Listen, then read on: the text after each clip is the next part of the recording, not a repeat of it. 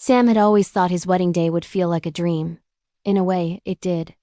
New York was alive that morning, the city buzzing with cars and voices, but inside the hotel where the ceremony was being prepared, everything felt slower, quieter.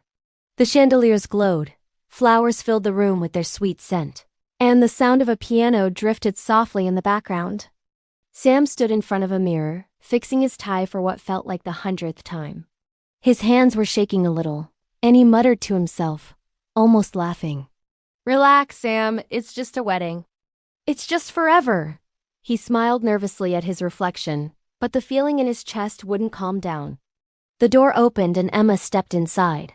For a second, Sam forgot how to breathe. She wasn't even in her wedding dress yet, just a simple silk gown, but she looked perfect. She gave him that smile he loved, the one that always made the rest of the world disappear. "You're talking to yourself again," she said playfully. "That's a bad sign before the vows." Sam chuckled, embarrassed, and reached out to hold her hand. "Can you blame me? Sometimes you feel too unreal. Like I've seen you before, somewhere else in another life." Emma tilted her head and looked at him curiously. "Maybe you're just dreaming," she whispered. "But if you are, don't wake up." Before Sam could reply, someone called Emma from the hall. She squeezed his hand and slipped out, leaving him alone with his thoughts. Sam stared at the door, repeating her words in his head, feeling something strange stir inside him. The ballroom was filling with people now. Guests arrived in suits and dresses, chatting, laughing, clinking glasses. Sam moved through the room, smiling, shaking hands, listening to congratulations. He laughed when he was supposed to, posed for photos, but all the while he kept glancing at Emma across the room. She was glowing, talking with friends, her laughter rising above the noise. Every time he looked at her, he felt both grateful and uneasy, as if he was afraid she might disappear if he blinked. Sam lifted a glass of champagne, trying to calm his nerves. He was happy, of course he was, but something inside him felt unsettled, as if there was more to this day than just a wedding. He pushed the thought aside. Today was about Emma, about love, about beginning a new life together. That was all that mattered. Then it happened.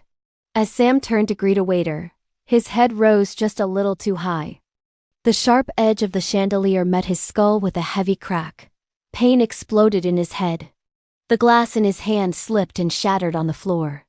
Gasps filled the room as Sam staggered, his vision blurring, the sound of voices fading into a dull echo. He felt his knees buckle, the floor rushing up toward him, and then everything went black. Sam's eyes opened slowly. The first thing he felt was heat, heavy and dry against his skin. He blinked, expecting to see the golden lights of the hotel ceiling. Instead, there was nothing but sky. A blinding blue sky with the sun burning directly into his face. He sat up quickly, sand spilling off his clothes. His tuxedo was gone. In its place, rough robes hung over his shoulders, and leather straps held simple sandals to his feet. His hands shook as he looked around. The sound of New York cars, voices, music was gone. All he could hear was the endless whistle of the wind over the dunes. "What is this?" Sam whispered. His throat was dry, his voice weak. He turned in every direction, but the desert stretched forever, golden waves under the sun. He staggered to his feet, almost falling, and called out, louder this time. "Emma! Where are you?" His voice echoed, then faded into silence. Panic clawed at him. This had to be a dream. He touched his forehead where the chandelier had hit him, expecting blood, but found only sweat. Then he saw them. Figures in the distance, moving slowly across the sand. Camels, men in long robes. A caravan making its way through the desert. Sam's heart jumped. He waved his arms, stumbling toward them. "Help! Please wait!" The caravan slowed. The men looked at him with suspicion. They spoke in Arabic, their words sharp and unfamiliar. Sam froze. He couldn't understand them. His chest tightened with fear. One of the men dismounted. He was young, with intense eyes that seemed to burn even in the desert sun. He looked at Sam carefully, as though trying to solve a puzzle.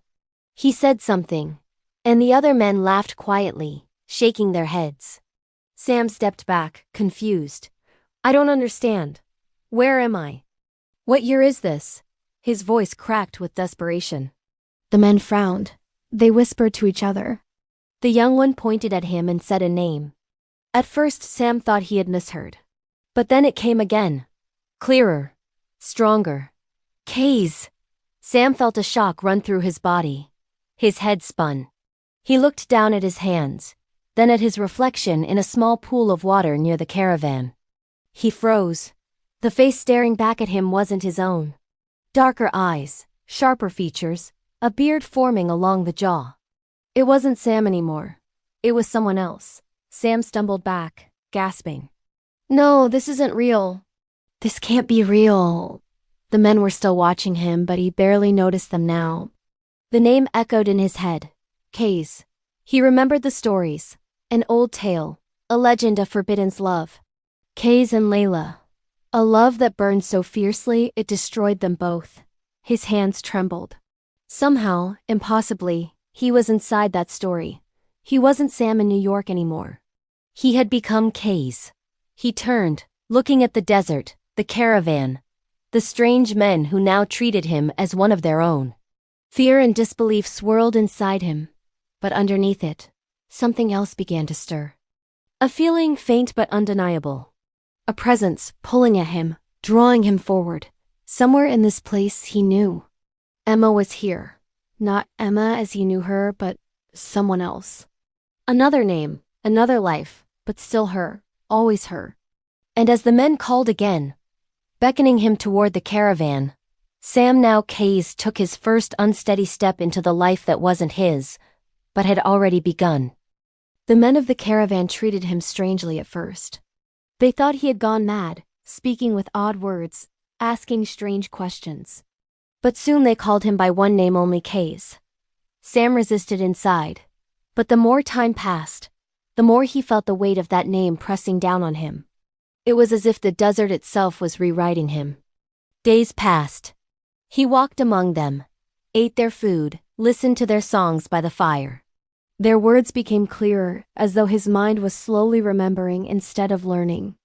And one evening, when the caravan stopped near an oasis, he saw her. She stood apart from the others, carrying a jar of water, her face half hidden by a veil. But her eyes, Sam's breath caught in his chest. They were the same eyes he had always known. Emma. Yet here, her name was Layla. She glanced at him only once, but it was enough. Something inside him shifted, a recognition deeper than memory. He tried to speak to her, but she lowered her gaze and walked away. That night, Sam lay awake under the stars, his heart pounding. He remembered the old legend, Qays, the poet, and Layla, the forbidden love. He now understood where he was, and what it meant. He was trapped in the story, forced to live it. And he already knew how it ended. But when morning came and he saw Layla again, none of that mattered. He found reasons to walk near her, to speak even just a few words. At first she answered with shyness, but slowly her eyes softened.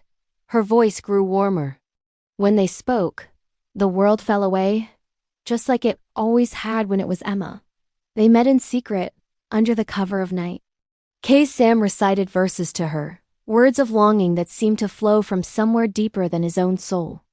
She listened, her eyes bright with tears, her hands trembling as she reached for his. For a moment it felt as if love could conquer anything. But whispers spread quickly in the desert.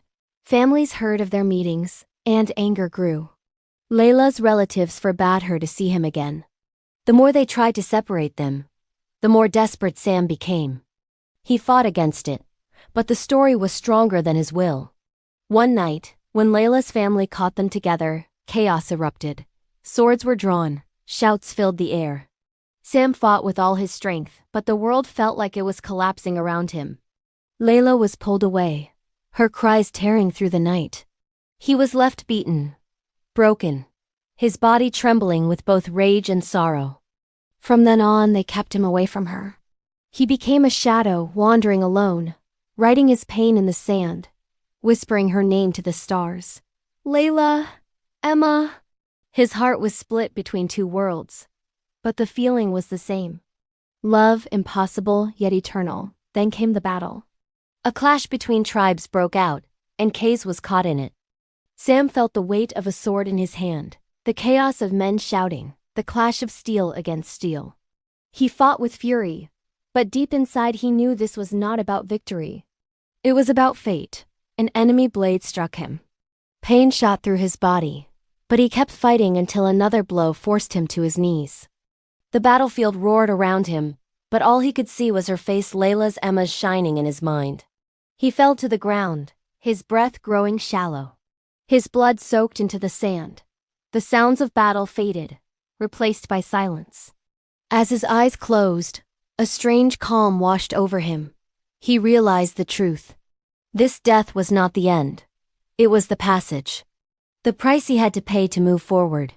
Somewhere, in another time, another place, she would be waiting again. His final whisper was her name. Emma. The desert faded. The pain dissolved. Darkness returned. But beneath it, a light flickered, another world calling him. Another story waiting to begin.